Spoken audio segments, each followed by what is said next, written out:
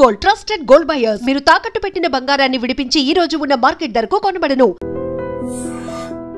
Before songs ఈ Pushpa ఫిలింది hit అవ్వకముందు మీ income source ఎలా ఉండేది?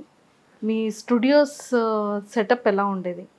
మీరు ఒక టైంలో చెప్పారు ఇంట్లోనే ఒక్కొక్కసారి టైంలో మనీ లేకపోతే ఇంట్లోనే రికార్డ్ చేసుకునే వాళ్ళం, ఫోన్లో రికార్డ్ చేసుకొని మళ్ళీ సిస్టమ్ దగ్గరికి వెళ్ళి చేశానని చెప్పారు. అసలు ఆ జర్నీ ఏంటి చెప్పండి. అంటే బిఫోర్ ఎలా ఉండేది?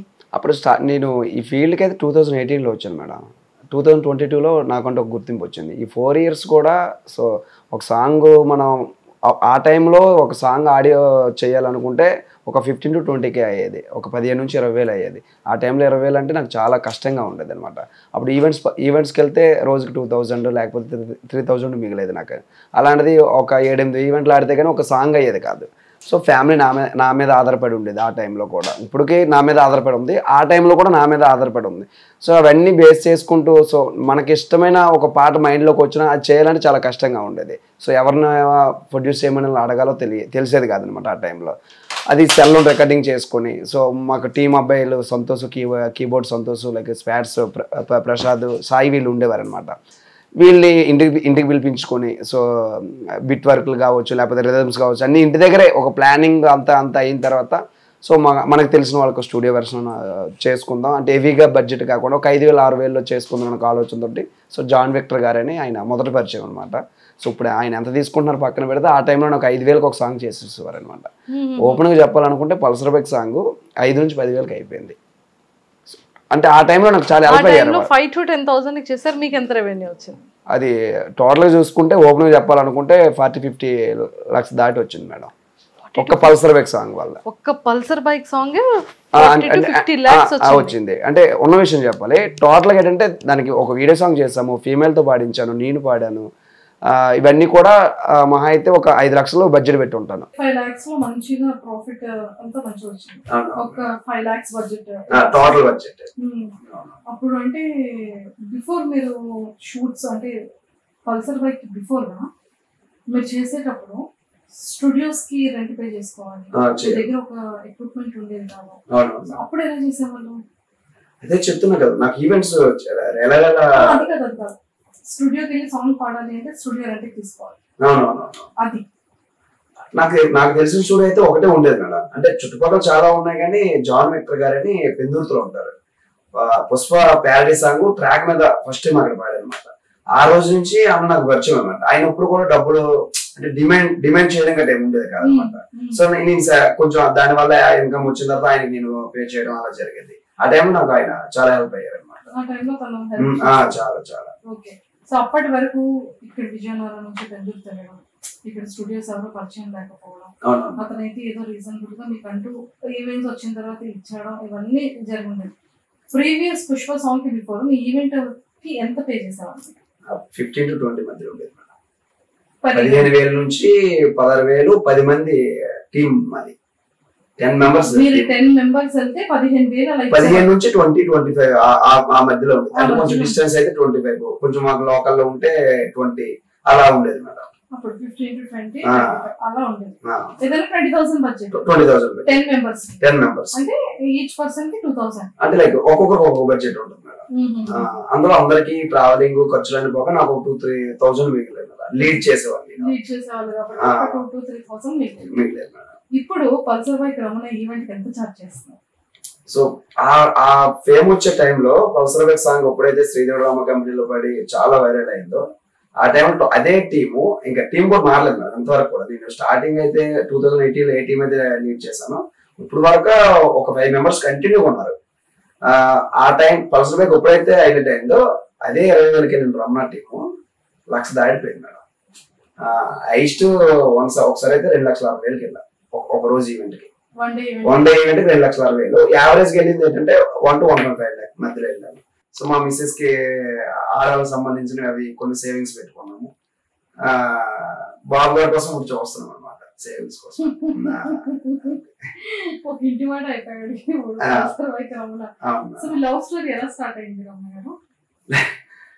విజయనగరంలో తను ఇక్కడ ఉండేది మేడం, ఇక్కడ చదువుకునేది.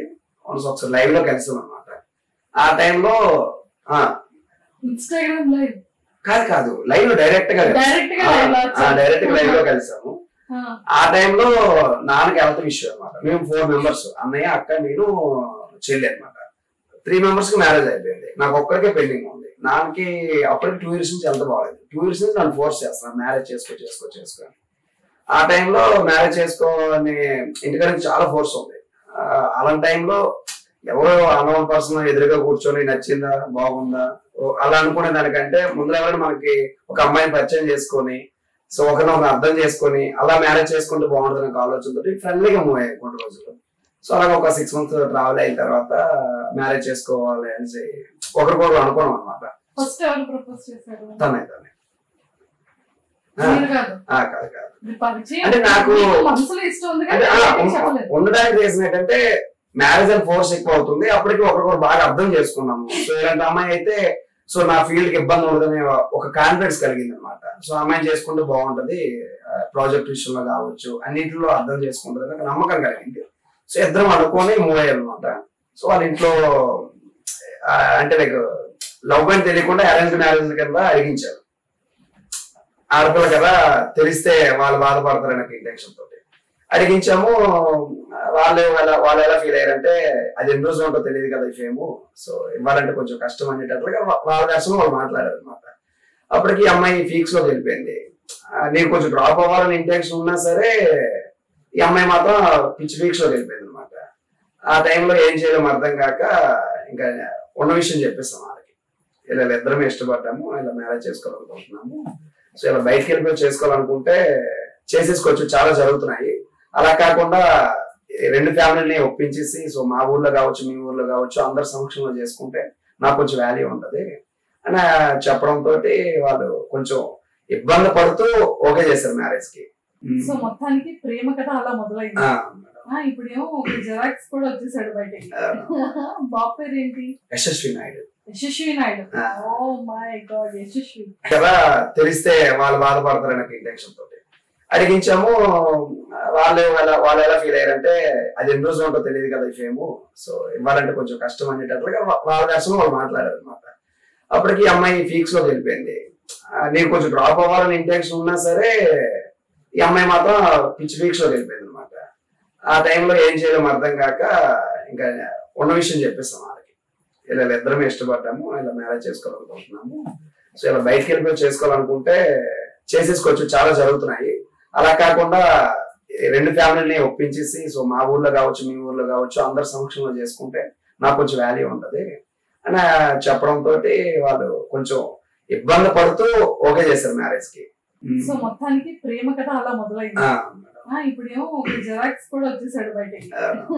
బాబు పేరు ఏంటి? Yashasvi Naidu. Oh my god, Yashasvi మంచి సింగర్ చేద్దాం ఫిక్స్ అయ్యారు. అవును, అంటే అలానే కాదు, వాడితో యాక్సిడెంట్ తో కలిగింది. సో యశస్వి అనేది బాగుంది. నాన్నగారి పేరు అప్పలనాయుడు అనమాట. నాయుడు ఇంకొకటి విషయం ఏంటంటే చాలా ఎమోషనల్ మూమెంట్, ప్రెగ్నెన్సీ కన్ఫర్మ్ అయిన నెక్స్ట్ డే మా నాన్న చనిపోయాడు. అవును, సో ఈవినింగ్ ఈ టైం కి కన్ఫర్మ్ అయిన హ్యాపీనెస్ ఉండేటప్పుడు so mid night like early morning 3కి నాన్న చనిపోయారు అనమాట. ఆ టైంలో ఇంటికి వెళ్ళాం ఇక్కడ నుంచి. అవును, అంటే అప్పటి వరకు మేము అంటే మ్యారేజ్ అయిన తర్వాత ఆడపిల్ల కావాలని చాలా ఆశపడ్డాం ఇద్దరు కూడా. సో మా మిస్సెస్ కావచ్చు నేను కావచ్చు. ఎప్పుడైతే నాన్న చనిపోయారో ఊర్లో వాళ్ళందరూ కూడా ఎందుకు బాధపడతావు, నాన్న చనిపోలేదు, మళ్ళీ కడుపు రూపంలో వెంటనే వచ్చేసాడు, టెన్షన్ పడకనే అందరు చెప్పడం మళ్ళీ నా మైండ్ సెట్ మొత్తం మారిపోయింది. పాప నుంచి బాబుకి వెళ్ళిపోయింది అనమాట. బాబునే ఫిక్స్ అయ్యాము. మళ్ళీ ఆ టైంలో అమ్మాయి పుట్టుంటే బాధపడేవాడు నేను, అంటే నాన్న ఫిక్స్ అయిపోయాం అనమాట. కాకపోతే మళ్ళీ నాన్నే రావడం, సో నాన్నలాగే కొన్ని పోలికలు రావడం చాలా ఇది ఫోటో మొత్తం మా ఫాదర్ లాగా ఉంటుంది అనమాట. ఆ స్మైల్ కూడా మా నాన్న ఎంత కష్టంలోనే నవ్వుతూ ఉంటది. ఆ స్మైల్ కూడా మ్యాచ్ అయింది. ఇలాంటి కంబ్యాక్ మళ్ళీ ఒక మంచి మాసి సాంగ్ తో మళ్ళీ ఎంట్రీ ఇవ్వాలని మా ఇద్దరి తరపు నుంచి పుష్ప కాస్త పల్సర్ బైక్ రమణగా మారింది కాబట్టి, సో పల్సర్ బైక్ రమణ గారు మళ్ళీ ఒక మంచి ఇలాంటి ఒక డిఫరెంట్ యూనిక్ కాన్సెప్ట్ తో దద్దరిల్లిపోయేలాంటి ఒక సాంగ్ తో మళ్ళీ మా ముందుకు రావాలని మనస్ఫూర్తిగా కోరుకుంటున్నాను. All the very best. Thank you. మళ్ళీ కలుద్దాం. తప్పకుండా. Bye. And don't forget to subscribe to iDream. And for more videos, Please subscribe to iDream. Please subscribe to iDream. Please subscribe iDream. And please subscribe to iDream. For more videos, subscribe to iDream. please like, share and subscribe to the channel. Congratulations, iDream. Subscribe to iDream. Subscribe to iDream. So subscribe to iDream Media. iDream ki iDream team andarki huge congratulations. Please subscribe iDream Media. Please subscribe to iDream. Subscribe iDream. Please subscribe to iDream.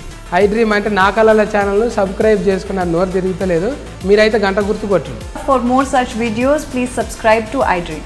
Subscribe to iDream. Please subscribe to iDream. Please subscribe iDream Media. Please do subscribe to iDream. Please subscribe to iDream Media. For best entertainment and information, please subscribe iDream.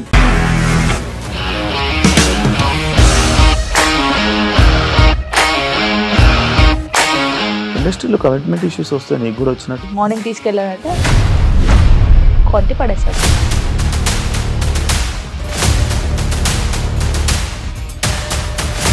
ఒక్కళ్ళు కూడా చూడలేదు ఈ cinema అని చెప్పడానికి కూడా చాలా ధైర్యం కావాలి. అది నిజం కదా, దాంట్లో ధైర్యం ఏంటి? ఇది నెక్స్ట్ డే ప్లేట్ మార్చేస్తే తప్పు కదా. As of now, we are comfortable this అని నేను అనుకుంటున్నాను. రష్మిక గారిది మీది ఒకే ఊరంట కదా. నీకు కోపం వచ్చిందంటే బాగా తిట్టేత్తరా? తిట్టేద్దామండి. నిజంగా గేమ్ ని ఎలా చేంజ్ చేయగలిగారు? APSFC వాళ్ళకి 6 నెలల్లో నేను 6 లక్షలు కట్టా. బిజినెస్ చేయాలనుకుంటే it is as difficult as riding a tiger.